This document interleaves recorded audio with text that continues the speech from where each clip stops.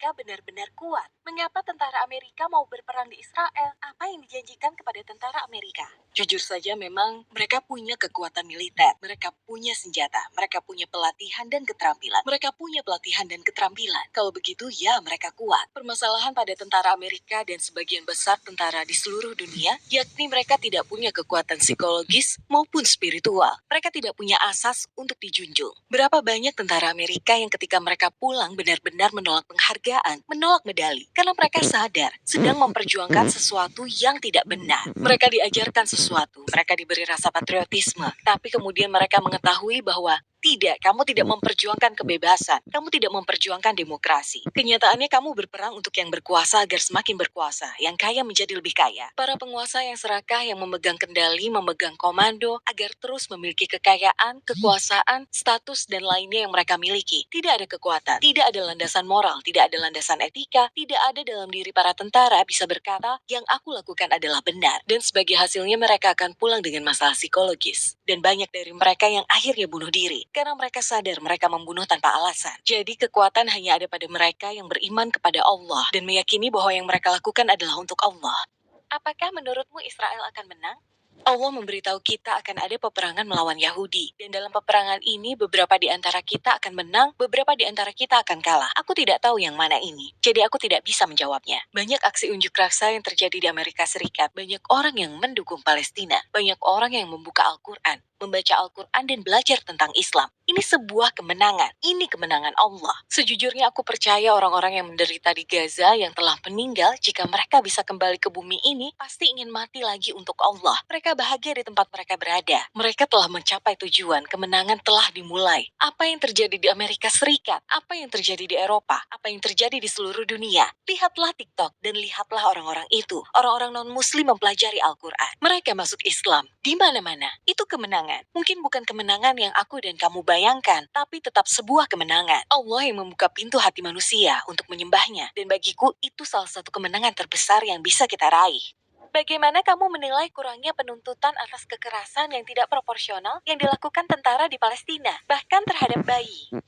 Entah bagaimana telah terjadi kesepakatan di Barat. Silakan, singkirkan mereka. Singkirkan mereka semua. Biarkan kami mendapatkan apa yang kami inginkan atau kami panggil keamanan. Amerika percaya bahwa Israel di Timur Tengah adalah keamanan. Sesuatu yang menghentikan umat Islam. Gorbachev pernah berkata, bangsa tidak akan mati. Mungkin kamu mencoba menyingkirkannya. Dia berkata, bangsa tidak akan mati. Mereka bertahan dan mereka ingat. Jadi mengapa mereka membunuh bayi-bayi itu? Karena mereka ingin memastikan agar mereka tidak mengingatnya. Sehingga tidak ada seorang pun yang tersisa untuk melawan. Aku bunuh ayahmu, aku bunuh ibumu, aku harus membunuhmu. Karena kamu akan tumbuh dewasa dan kamu akan datang untuk membalas dendam. Jadi mereka takut akan hal ini. Mereka takut pada generasi berikutnya tumbuh dewasa dan datang menuntut balas seperti generasi yang ada saat ini. Mereka yang selamat, mereka tidak lupa. Dan mereka akan terus mengingatnya. Dan mereka akan selalu selamat. Dan akan selalu ada orang kembali kepada Allah. Dan mereka tidak akan pernah bisa menghentikan. Tidak peduli seberapa keras mereka mencoba. Apa wujud sebenarnya dari persahabatan Amerika-Israel? Salah satunya sepenuhnya bersifat ekonomi. Kemudian hubungan politik lobi Zionis Israel sangat kuat di Amerika Serikat. Dan siapapun yang berpolitik dan pernah menentang melawan Zionis, melawan Israel, melawan Yahudi, jika kamu berkata sesuatu yang menentang mereka, mereka benar-benar akan menghancurkan karir politikmu. Mereka akan menghancurkan bisnismu. Mereka pastikan tidak ada seorang pun yang menentang. Dan mereka punya uang. Mereka punya kampanye media. Mereka punya semua yang dibutuhkan. Dan sudah berlaku sejak lama. Menurutku lebih dari 100 tahun. Mereka telah melakukan ini. Dan itu tingkat kedua. Tingkat ketiga bagi umat Kristiani yang religius dan orang-orang Yahudi yang religius. Tentu saja ada kepercayaan tentang munculnya Mesias. Aku tidak menganggap antara Kristen dan Yahudi sebagai teman, tapi teman dan musuh. Dengan kata lain, menurutku mereka sama-sama berpikir memanfaatkan yang lain. Umat Kristen meyakini akan kembalinya Isa alaihi salam. Seperti yang aku bilang, kuil itu harus dibangun kembali. Dan kuil ini menurut mereka di mana letaknya? Tepat di mana Aqsa berada. Jadi umat Islam dianggap menghalangi. Yang kedua, bagi orang Yahudi, mereka percaya agar Mesias mereka, yang mereka yakini belum datang, yang kita tahu adalah Isa alaihi salam yang akan datang. Mereka perlu membangun kembali kuil itu. Jadi orang Kristen berpikir kita bantu mereka membangun kembali kuil, lalu akan kita hancurkan. Lalu dia berkata, Isa alaihi salam akan datang, dan kita bicara tentang mereka yang sangat religius. Dan orang Yahudi mereka percaya kuil suci akan dibangun kembali dan Mesias mereka akan datang. Yang tadi aku katakan adalah Isa alaihi salam. Jadi ada banyak tingkatan yang berbeda di sini. Banyak dari masyarakat yang tidak seperti itu, menciptakan entitas Israel, entitas Zionis. Banyak orang yang menciptakan ini bukanlah orang Yahudi yang religius. Mereka ateis, mereka sekuler, mereka tidak percaya pada tempat keagamaan. Mereka ingin membuat tempat dari budaya tanah air Yahudi. Dan mereka memanfaatkan ajaran agama. Mereka memanfaatkan orang-orang beragama. Mereka pikir entah bagaimana mereka bisa mendorong mendatangkan Mesias mereka. Mereka bisa mendorong terjadinya hari penghakiman. Dan ini sekali lagi mereka yang beragama. Sedangkan mereka yang tidak beragama, mereka ingin membangun kembali yang mereka anggap sebagai tanah asal, tanah suci asli mereka. Dan ini baru langkah pertama. Mereka akan terus mendorong ke Suriah, Lebanon, Yordania, dan sebagian Arab Saudi, dan menyatukannya. Dan tidak ada yang menghentikan mereka, karena ada kelemahan yang sangat besar dalam umat Islam. Kita terikat pada kehidupan dunia, dan Nabi Muhammad SAW, beliau berkata pada kita bahwa ini akan terjadi, bahwa kita akan diserang seolah-olah kita pengkhianat saat makan. Mengapa negara-negara barat takut terhadap Islam? Mereka menyadari ketika umat Islam beriman kepada Allah, ketika umat Islam yakin kepada Allah, ketika umat Islam melekatkan hatinya ke akhirat, ke dunia lain, dan bukan ke dunia ini, mereka tak terkalahkan. Pernah aku duduk bersama temanku. Ayahnya salah satu jenderal di pangkalan militer kita. Kami berada di ruang kelas, dan pada saat itu, Iran telah mengambil alih kedutaan Amerika di Iran. Dan kami berbicara tentang fakta sederhana. Mengapa tidak kita musnahkan saja mereka? Bom saja mereka sampai mati. Saat itu aku bukan muslim, aku tidak tahu Islam. Dan dia bilang, aku baru saja bahas dengan ayah tadi malam. Dan jawaban jenderal itu, saat Amerika dan Barat ingin menghancurkan orang-orang, mereka buat agar musuh takut terhadap kehancuran. Mereka buat musuh takut mati. Permasalahannya, ketika umat Islam memiliki rasa takut kepada Allah, dan mereka beriman dan mempunyai keyakinan terhadap akhirat, dan mereka ingin mencapai akhirat dengan cara yang Allah ridhoi, maka mereka siap mati demi Allah. Artinya, tidak punya kelemahan psikologis apapun terhadap mereka. Tidak ada teror, tidak ada rasa takut, jadi tidak bisa mengendalikan mereka. Satu-satunya jalan adalah memusnahkan mereka. Dan mereka telah mencoba berbagai cara, mencoba membatasi mereka, yang Lauren Booth sebut sebagai kamp konsentrasi terbuka, yang dianggap sebagai penjara terbuka di Gaza. Mereka mencoba semua yang mereka bisa, namun tidak berhasil. Dan sekarang mereka menyadari satu-satunya cara, yakni menyingkirkan setiap muslim di muka bumi. Dimulai dengan mereka yang menghalangi kedatangan Mesias, dimulai dari Gaza, dimulai dari Palestina. Di Eropa, seperti yang kamu tahu saat ini, kehadiran Islam telah meningkat karena penganiayaan di Palestina. Apa pendapatmu tentang ini?